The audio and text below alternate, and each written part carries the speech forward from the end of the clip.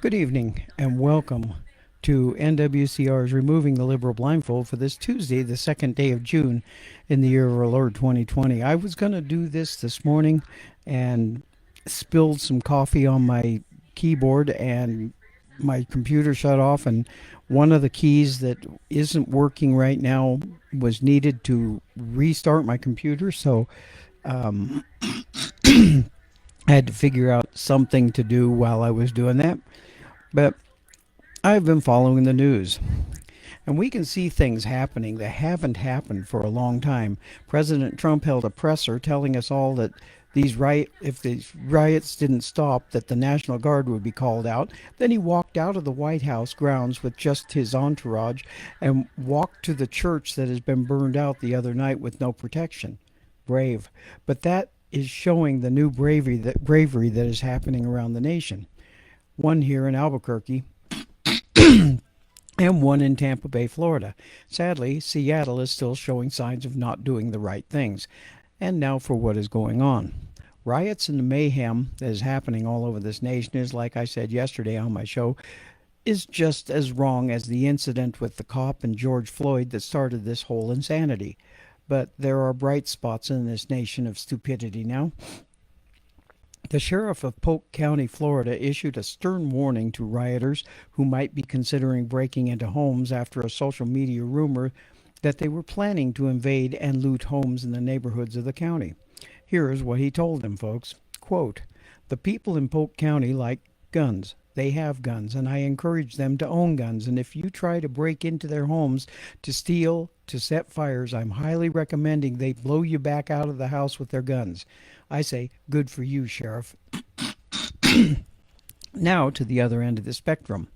In Seattle, Washington, the mayor has imposed new curfews and an emergency order and imposed new weapons bans.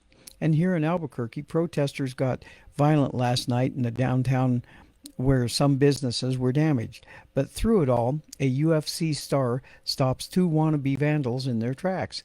They were running through the streets of downtown Albuquerque with spray paint cans when one of the UFC's toughest fighters muscled around a pair of apparent vandals in a video he posted to social media on Sunday. John Bones Jones, the UFC light heavyweight champion, did his part to prevent vandalism of his native Albuquerque, New Mexico, without even throwing a punch or a knee. While many Americans watched helplessly as their cities were debased, Jones demonstrated that the world is his octagon.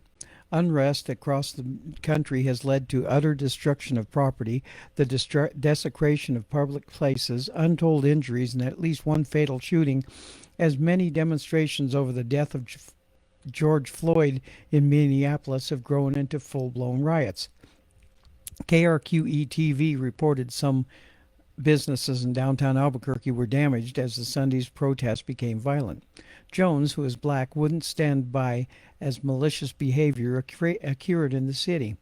In a video he posted on Instagram, Jones used his presence alone to confiscate cans of spray paint from masked vandals who appeared to be white. UFC stops two wannabe vandals in their tracks. One of the UFC's toughest fighters muscled around a pair of apparent vandals in a video he posted on social media Sunday.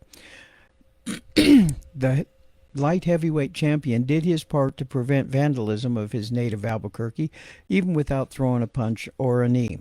While many Americans watched helplessly as their cities were debased, Jones demonstrated that he had everything in control. Unrest across the country has led to utter destruction of property and desecration of public places, untold injuries, and at least one fatal shooting as demonstrations over the deaths of George Floyd in Minneapolis have grown into full-blown riots. In the video he posted on Instagram, he used his presence alone to confiscate the cans of paint, and he told them exactly what they needed to say, what they needed. He said, quote, "Give me the spray can," the 6'4", 205-pounder fighter said repeatedly to one of the vandals. After forcing one of the pair to surrender the can of spray paint, Jones set his sights on the other, who at first refused the command to hand it over. "Give me the spray," he then demanded the second masked troublemaker. With little pushback, the would-be vandal gave up the can, and Jones snatched it and walked away. Is this shit even about George Floyd anymore? Why are you punk-ass teenagers destroying our cities? He asked in his Instagram post. And now to remove the liberal blindfold here, folks.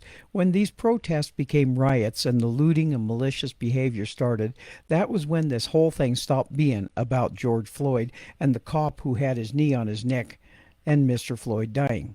Another thing that shows this isn't about George Floyd is the fact that another incident in Mississippi of a black cop strangling another person on video didn't raise any protest or uprising as it should have, because the media didn't see fit to report on it.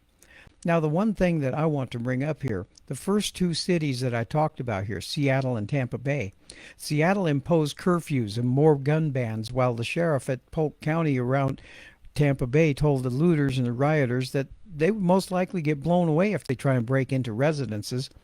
Look at these and tell me which of these two cities will probably have less trouble now because of the actions of the officials.